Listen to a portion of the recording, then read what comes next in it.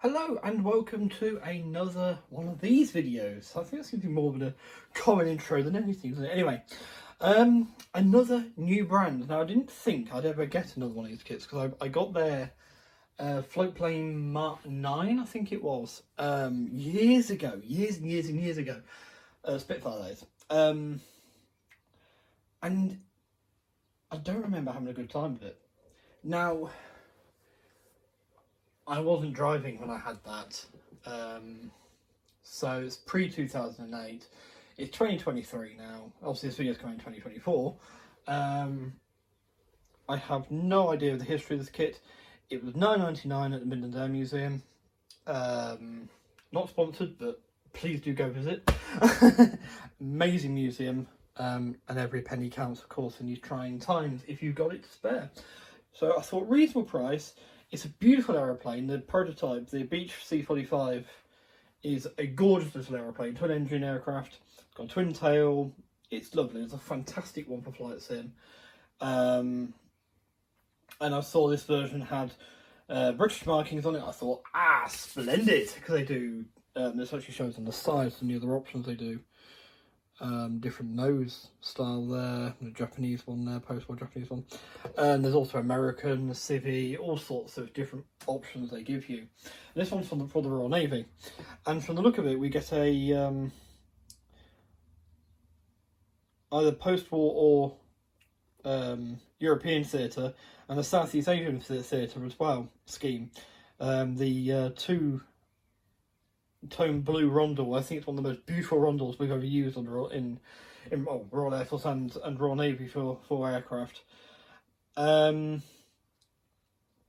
this was because, for identification purposes, now I was told a long time ago that it was for the Americans, because they shoot anything with a red dot on it in the Far East, because, you know, Japanese.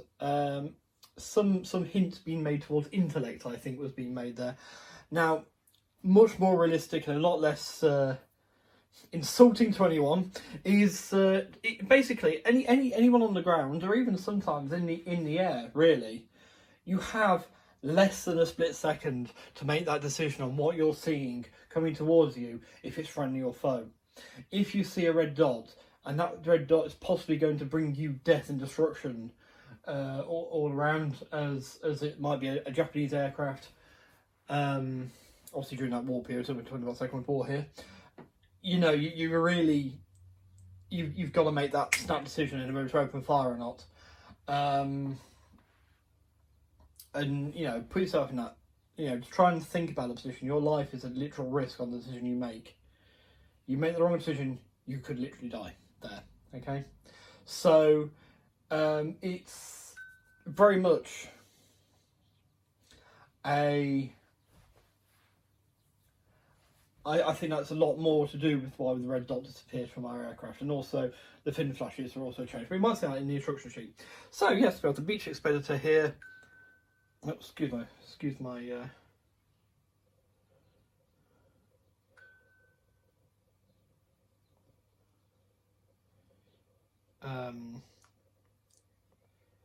and it's by PM Models.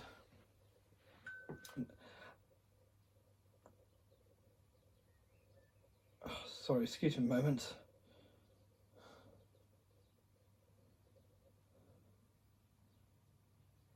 Right, let me just shut this up. There we are. So yeah, the box art. You got a nice side profile here of the aircraft in probably you assume one of the schemes it comes as. Nice bare metal scheme there, red stripe down in, nice and simple. Obviously some sort of transport for the admirals and so on, top brass. Those with egg on their hats and that like they used to say. But you also get a nice plan view of the aeroplane as well. Not particularly exciting, I will admit, but very simple and to the point. I can appreciate it. It's still actually proper art, but that's not CGI'd. Look at it. That's not proper artwork. So I like it. Now there's no sellotape on the box at all or anything, which is actually pretty cool. Side opening. And good news, I will be opening the bag because I'm very keen to actually just build this. Now, a twin engine aeroplane usually is quite large, but you just saw there, not much to it at all. Ah, yes. So here's the fin flashes I was talking about. So this is all the Southeast Asian stuff, and there's the European theatre. Okay. Looks like, might as well look at transfers now. So we get some very, very chunky lettering stencil data there, but not an awful lot, so not too much to worry about. The stripes in sections, which could be useful. Yes, it's actually not huge. Now, recessed panel lines look good, don't they? Yeah. The glazing here in a separate baggie, a resealable separate baggie, so you're not, you can upcycle that, you can reuse it basically, you know, if that's the right, if upcycle's the right word or whatever. You can reuse this for other things, so you're not going to waste, so it won't go to landfill for me especially. You've always got something small you need to put in the baggie. I love these baggies. So everything else is in one big plastic bag. So we'll get the trusty scissors. We've upgraded from using a knife to do this. I think I've done a knife in the past. But yes, I'm actually looking to. I'm going to build this today. So we'll start that Swift. I'm also going to look to start that today. I might build the cockpit tub for that, and also work on bits of this so I can sort of spray them together and pry them up together and stuff like that. Okay, so here we go. Because I'm really eager to see, because it was the transfers actually where this was my last experience with the company was a letdown. So I'm really eager to see how it's changed and how much better it is now. So the clear pieces we'll start with. I'll move this to one side because it's good to have the black background, isn't it, when looking at these.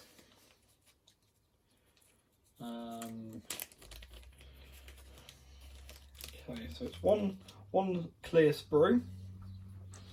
There's the canopy. You can see the it's not dirt on my son there. I had a bit of an accident with it, and it's yes, that's actually injury underneath that. It's very, very faint panel lines there for the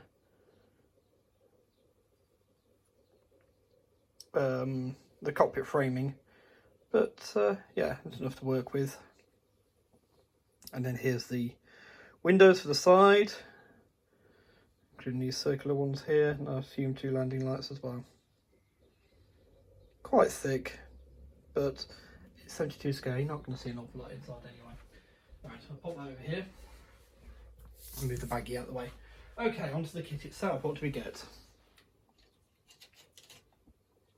I suppose a bit different to normal. This is sort of a review, but there'll be more within the actual reveal. So for a 20-inch aeroplane, it's actually not huge. Quite simple, thin wing attachment style. Plastic feels good. Doesn't feel soft. It's similar to, but it's not as soft as the Airfix one. Seeing a little bit of flash around about. Nothing too horrific to clean up. Don't think there's going to be much for an interior, to be honest. You get the door nicely represented there. Very crisp. Should look quite nice actually. A bit of a sinkhole here. And on the other side, so if that sort of thing is something you don't want, after you cover it up. Now you know me, I build mine warts and all, so if they do a new version of this, we can do it and see what it's like. It's quite nice, that. Onto the wings. So upper and lower wings, again looking quite nice, very crisp. This looks worlds different to the Spitfire I built. Underside, and it's got the engine, very basic engine detail, but again, once they're in the cowlings, you're not really going to see them. Now, talking of the cowling, is that the full cowling here?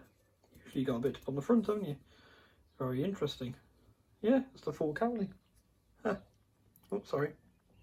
Very simple undercart bay. I really doubt we're going to have the option to do this wheels up. If you want to modify it to do so, then I'm sure you could. There's probably aftermarket sets for this to photo etch and stuff to really boost it up. And oh my god, I'm doing the Far East one. That looks gorgeous. I've just seen. That's really nice. That's worth putting on the wall actually. I'll show you in a minute. So here's our floor. Actually, some detailing there. See some ribbing. So I'll have to see what the interior was like.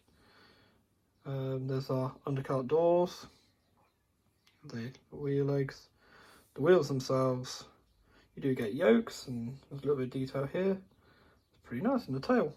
Quite a bit of flash on that piece, but not too bad. And the propellers, simple two-blade props, attached at the right point, not on the blade. I hate it when companies do it on the blade. Yes, it's a bit more of a review than normal because I had such a bad experience the last time. I sort of saw off building them ever again. Oh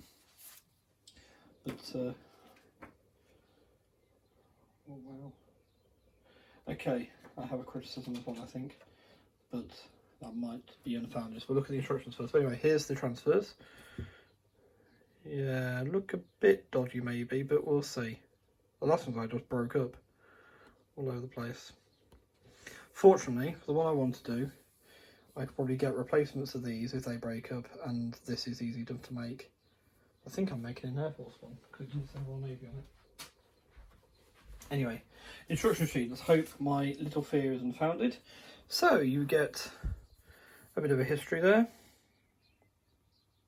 Feel free to pause. And you get it in, presumably, the home language of the country of PM models. I'm not sure what country it is. I'll have a look in the box in a minute. It might tell us somewhere on here. Ah, lovely. Nope, my fear is unfounded. Right, okay. So start with the interior. Very simple here. Start with the interior. Fuselage halves together once you put the windows in. Build the wings and the engines. All comes together with the tailplane. Wheels in, and then it does show how to do it wheels up, wheels down. So in theory, you could do it that way. I suppose what you could do is glue the doors in place, and then glue the wheel into the slots in between or something. I don't know, something like that. And then here are our two options. So here's the Royal Navy one in Pakistan in 1947.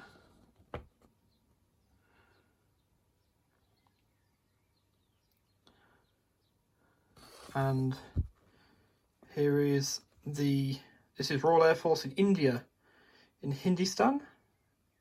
Is that right? Yeah, Hindustan. India. Oh no, in India. That's just the word for India. Yeah, so Royal Air Force in India, 1945. Oh, that's it.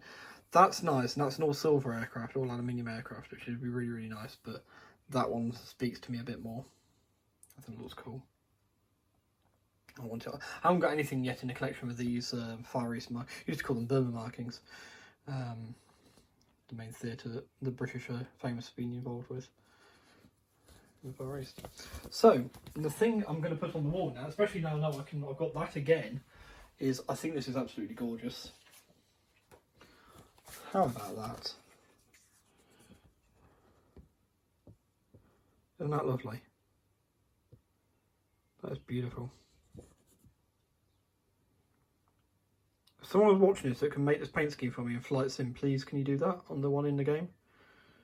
Because that's gorgeous. Or if you know of its existence already, please let me know in the comments down below. Alright, let's see if I can see where it's made. Let's say on the side here. Oh, it's imported by Bachmann.